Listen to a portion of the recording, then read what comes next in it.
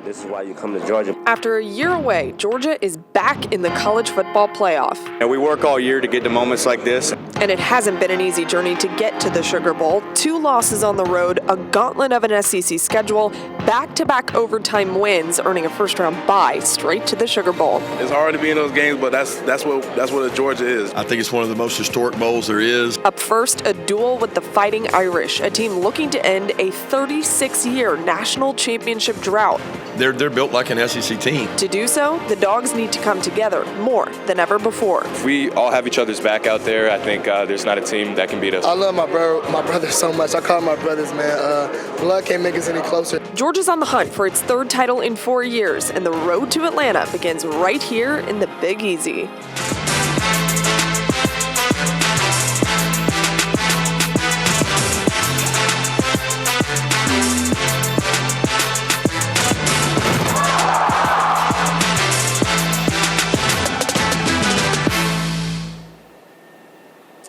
Good afternoon and welcome from New Orleans. I am perched atop Canal Street and I am Maria Martin, ready to bring you an incredible 30 minutes of everything we've been working on when it comes to the Sugar Bowl, a college football playoff between 2 storied programs in the sport, Georgia and Notre Dame. I'm not the only one here in New Orleans. I have Jennifer Bellamy here with me in the Big Easy, as well as Reggie Chapman there in Atlanta from our studio, holding it down. And of course, we will check in with both of those guys in just a little bit. But first, let's talk about the mammoth matchup that we have been waiting for. Georgia, on the first hand, is one of the teams that a lot of people consider to be the standard in college football these days. And then on the other hand, you have Notre Dame. They are a storied program as well. However, they're a little bit revitalized under a brand new and young head coach in Marcus Freeman. Georgia has won 2 out of the last 3 national championships, and Notre Dame is searching for its first since 1988. Now, Georgia, of course, earning a first-round bye after edging Texas to reclaim the SEC championship.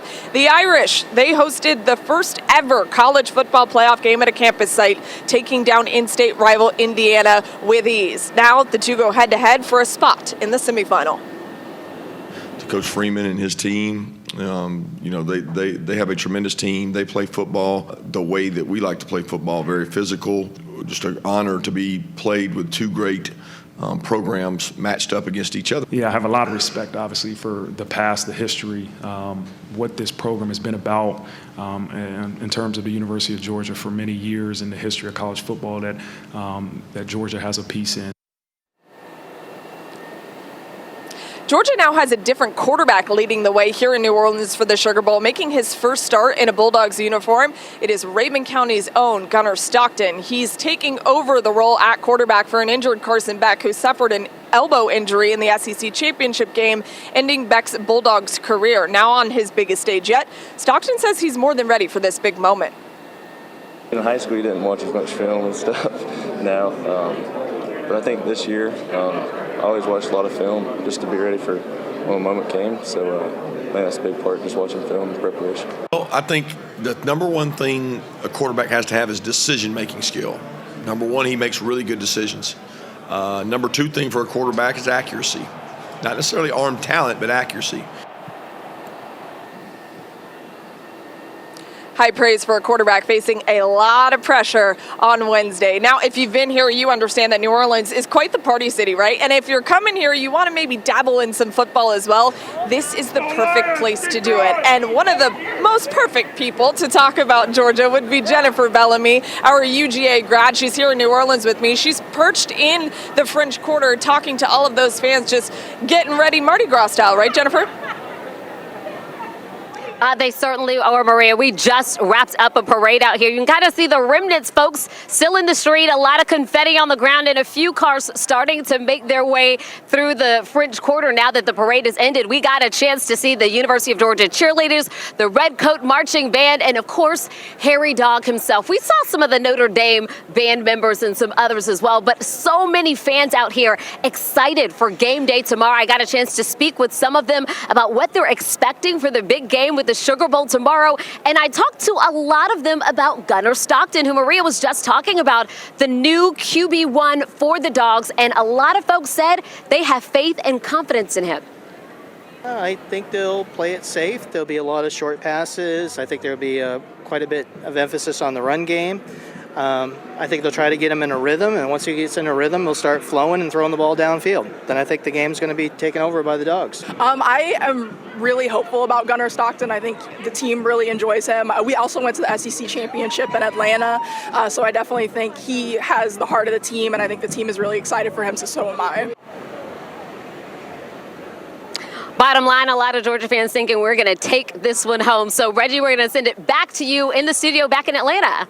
All right, Jennifer, thank you very much. I want to take a step back and show you the bracket as a whole because it's time for the college football playoff that kicks off tonight out west in the Fiesta Bowl as Boise State and Ashton Genty, the runner-up for the Heisman Trophy, take on Penn State out in suburban Phoenix. Meanwhile, the school from Arizona is all the way out here in Atlanta as they take on Texas, the runners-up in the SEC, for the Peach Bowl. We'll talk more about that game a little bit later, but the late games where things get a little bit interesting. We're going to talk about the All-State Sugar Bowl in a second, but this one right here, Ohio State versus Oregon. It's championship or bust for these two teams. The granddaddy of them all in the Rose Bowl is the perfect site to have this game. I mean, who could forget when Buckeyes quarterback Will Howard slid down as time expired in that matchup against Oregon earlier this season? Time expired. They weren't able to get another playoff, but maybe there's a chance for more to smile about for Howard, who has a chance to get some revenge. And then we get to the nightcap on Wednesday night. Georgia versus Notre Dame in the Sugar Bowl. It's the fourth meeting between the two programs and would be the biggest if not for the 1981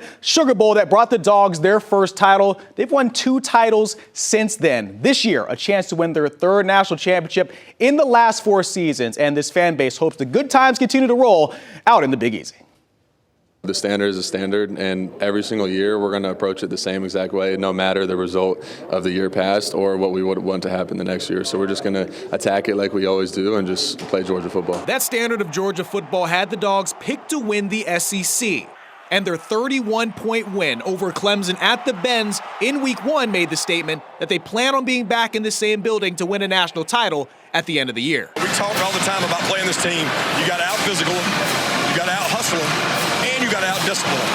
And I thought we did all 3 of those today. The Dogs struggled to do those 3 same things 3 games later on the road versus Alabama, where despite the loss, they could build on that late surge where they did overcome an 18-point fourth-quarter deficit to take the lead late in that game. I said, guys, I don't know what the second half's going to look like, but I do know this. When we watch it, we're going to find out a lot about ourselves. 3 games later, the country found out they are still the big dogs in the SEC after a road win against number 1 Texas.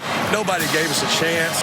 Our intent was not to take pictures, not to do all the superstar stuff. Our intent was to eat. The back half of the schedule was a roller coaster that featured an 18-point loss to Ole Miss, a top 10 win over Tennessee that with some help got them into the SEC title game, and that epic come-from-behind 8 overtime win over the rivals from Georgia Tech. I was kind of nervous. My blood pressure was high. I was praying on the sideline. I was doing a lot. All that regular season adversity had them prepared for the postseason and their overtime war with Texas and the SEC title that punched their ticket to the college football playoff. What a wild year it has been. There's plenty of excitement here in the state of Georgia for this one. But Maria Martin, there's excitement in New Orleans as well, even though the players know this one, of course, is a business trip. Reggie, you know, you've covered Kirby Smart for quite some time. It is business as usual no matter what the game is and no matter what the stakes are. But Georgia's always been a team that rolls with a really deep roster. It's that plug-and-play mentality that Kirby Smart is so good at, and the way that he develops his players. That is what keeps this team continuing to be in games like this. And there is a veteran leader on this defense, Warren Brinson, who everyone looks up to. While he has a lot of praise for some of those younger players on defense that Kirby Smart and some of the guys like Warren Brinson are developing along the way. The younger guys on defense, what stands out to you about this group? It feels like a younger defense than Kirby's had in the past, but all energetic, all hungry, all want to win, all want to be successful. It's a bunch of guys that worked while they waited, man. It's a bunch of guys that they weren't playing. When they weren't playing, they were still working hard, man, on the scout team, doing everything, putting their bodies on the line, helping give good looks, man. And now it's coming forward, man. All the guys, like you got guys like KJ Boyle, the freshman All-Americans, and you just got guys stepping up. That people don't see guys step up in practice, but we see it, and we see the development, we see the growth, man. That's the one thing about Georgia, man. You come here to get developed, man, and that's a whole bunch of development going on. I like to see it, like even in the Georgia Tech game, people seen Nam Diaboko. He's a freshman. He went out there and played, man. It's the work that people don't see that comes to light on Saturdays. All people see is Saturday, but they don't see the work that those guys put in throughout the season. And that's the best thing, to seeing guys get better, man. So I'm just happy to see them grow and develop, man. You heard him mention former Buford Wolves star KJ Bolden, and KJ is an All-American. He's a freshman, and he has made such big strides just in his first year at Georgia in the way that he communicates as safety. I can tell you right now, the sky is the limit for KJ Bolden. Good stuff from Warren Brinson. All right, guys, time to take a break, but we have much more to come here from the Big Easy. We have Jennifer Bellamy back with us with more on the UGA fans who made the trip here to Louisiana. Plus, it's a family affair for UGA star linebacker Jalen Walker, who literally grew up on football.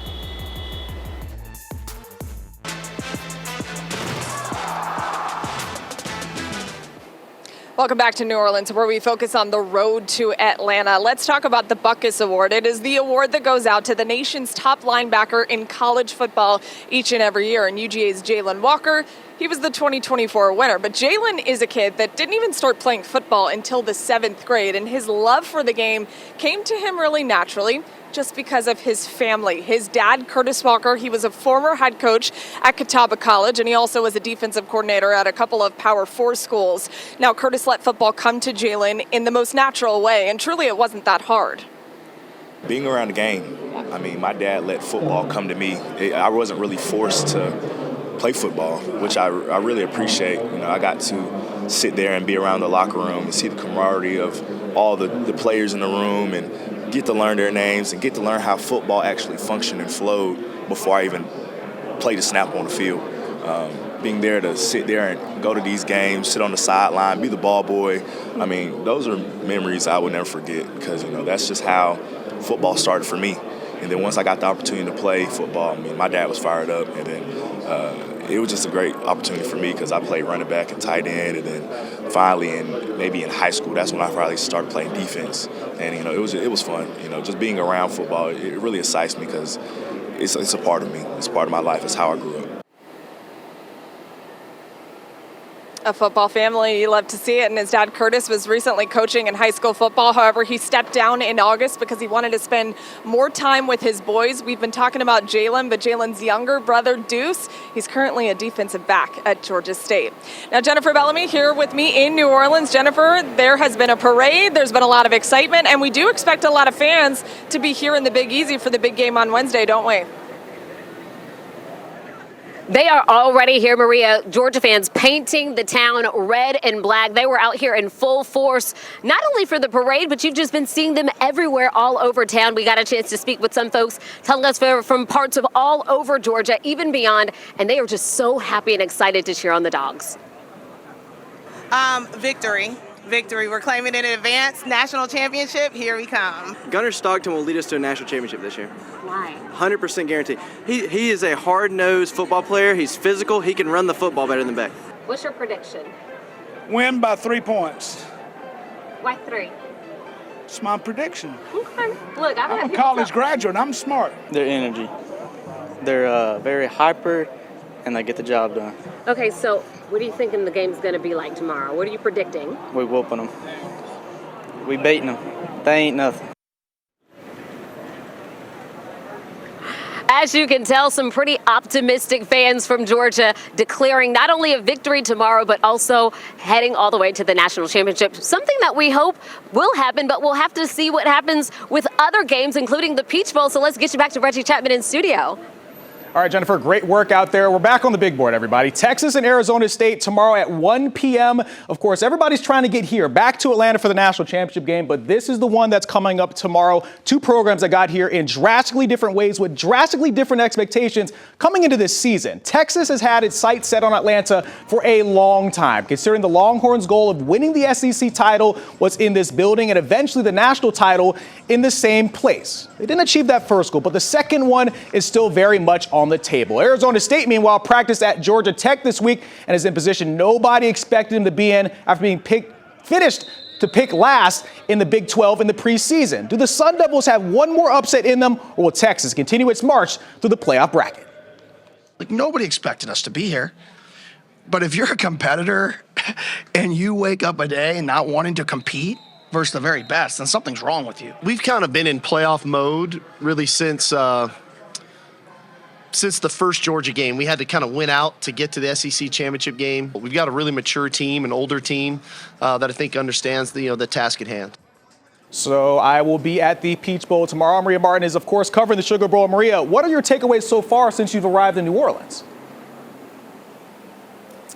Well, first of all, Reggie, I know to take notes from you when it comes to all things New Orleans. I know to eat really good food, which I've done so far. I've known to walk around and enjoy the sights and sounds of New Orleans. So I've been taking notes from you because you're a Louisiana guy and LSU grad. So I understand what it takes to have a good time here in New Orleans. Although Georgia, we asked them if they're enjoying the trip a little bit. They said they're focused on, guess what? Business per usual. You guessed it. Georgia is locked in right ahead of this game, the Sugar Bowl on Wednesday against Notre Dame. Now, what is it going to take for the Georgia Bulldogs to beat Notre Dame?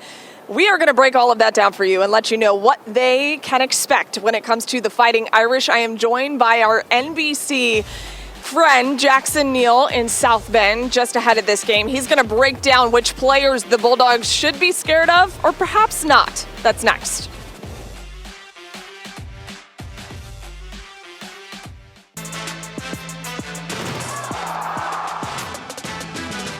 As we continue to get you ready for the Sugar Bowl in New Orleans, a big quarterfinal matchup between Georgia and Notre Dame, we brought in some help from our friends in the South Bend and NBC. We have Jackson Neal with us. Jackson, welcome to New Orleans. I'm not from here, but it's your first time here. Yeah, first time here. So far I like it, but haven't been here too long yet. And it's your first quarterfinal game that you're covering, so congratulations. It's going to be a lot of fun, and we know it's going to be fun because this is going to be such a good football game. Marcus Freeman, Kirby Smart, not totally familiar with each other when it comes to coaching, but we'll get to see some fireworks out there on New Year's Day. Let's start with the quarterback because that's the biggest storyline for Georgia, obviously. Everyone wants to know what Gunnar Stockton will do in his first start in a Georgia uniform. However, Riley Leonard, on your side of things for the Fighting Irish, he's pretty good and he can do some damage with his legs. How can he be a threat to Georgia? Yeah, you mentioned his legs right there, 15 rushing touchdowns this season. That's a new Notre Dame program record, beating the previous record of 14. But over the season, he's really kind of developed. We saw early on against NIU, those 2 interceptions that really lost them that upset loss. Since then, though, he's kind of regained his confidence, learned this offense. It's his first year in Mike Denbrock's offense, and you've seen that progression week over week. So now, later in the season, he's a completely different quarterback than we saw in week 1 or week 2. How's his demeanor been in the postseason so far? It's been pretty confident. It's been pretty relaxed. In these post-game press conferences, we talked to him, or in his press conferences, he's making jokes. He's just talking about his teammates. He seems like he's really comfortable with this stage and this moment. I love that. And you need to be comfortable for something this big, especially if you want to punch your ticket to the next round in the college football playoff. Let's talk about some other weapons that he could go to in this game against Georgia. Nationally, perhaps a guy that not a lot of people talk about, but in South Bend, you guys know someone very well in the backfield. Tell me about him. Yeah, Jeremiah Love. He's a running back that, would be a Heisman contender right now if he was just getting the only carries in that backfield. Wow. But he's been incredible so far this season. You might recognize him for all the hurdles he's done throughout this season. Those have gone viral. But he's just a really dynamic back. Had that 98-yard touchdown run against Indiana. He's a kind of running back where no matter what happens, he's able to kind of break free and break loose. And they're not giving him too many carries throughout the season, so he's fresh for a game like this. Flip to the defense because the front seven for Notre Dame, they're very scary for a lot of different opponents. However, a leader on the front seven is going to be out for this game. Riley Mills is a massive absence for the Fighting Irish. Why is this such a big loss? He's the sack leader for this Irish defense. He's one of these guys that have been around the program for so long, 60-plus career starts, games played for Notre Dame in a Notre Dame uniform, top 5 all-time in program history. He's so impactful in the middle on defense, but keep in mind, Howard Cross, also an interior defensive lineman for Notre Dame. He's back after dealing with an injury later in the season. So they lose Riley Mills, but Cross is now back for the playoffs, so it's kind of a, lose one, you get one back. Okay, Jackson, you're around the Fighting Irish all the time. What's going to happen in this game? I have Notre Dame winning this football game, but I think it's going to be really close. Okay. Notre Dame is a defense-first team. They like to run the football. I think it's going to be a low-scoring game, but I think Notre Dame's going to win in the end 21-17. Okay, listen, Dogs fans, we like him. He's very nice, so be careful whenever you hear him say that, but I do think this game is going to be really close. I'm not going to choose this game because it could be scary for me if I choose this game one way or another. I do think Georgia wins this game by a close margin. Jackson, thank you so much. Thank you for taking us behind enemy lines and getting to know Notre Dame football a little bit better.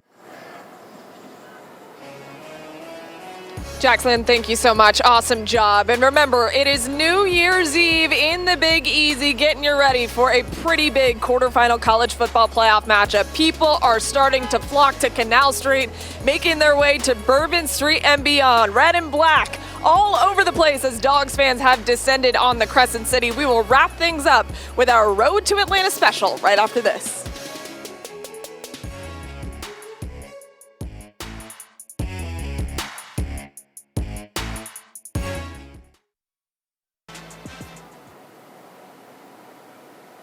So here we are, a Sugar Bowl rematch between Georgia and Notre Dame, 44 years in the making. Now, of course, Georgia can't win the national championship in this one, just as they did in 1981, but they can find themselves one step closer. The winner of this game on Wednesday will punch their ticket to the Orange Bowl, which is the semifinal game in South Florida. Will it be the new kid on the block? Will it be Gunnar Stockton, who is hanging tough in the SEC championship game, leading the Bulldogs to the next round? Or will it be the Dogs' defense to slow down the Fighting Irish?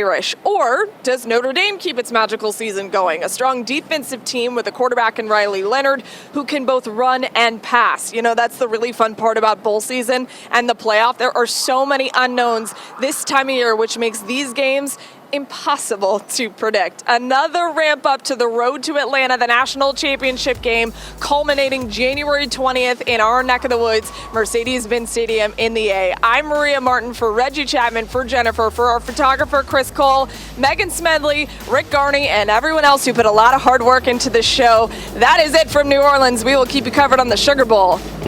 Happy New Year.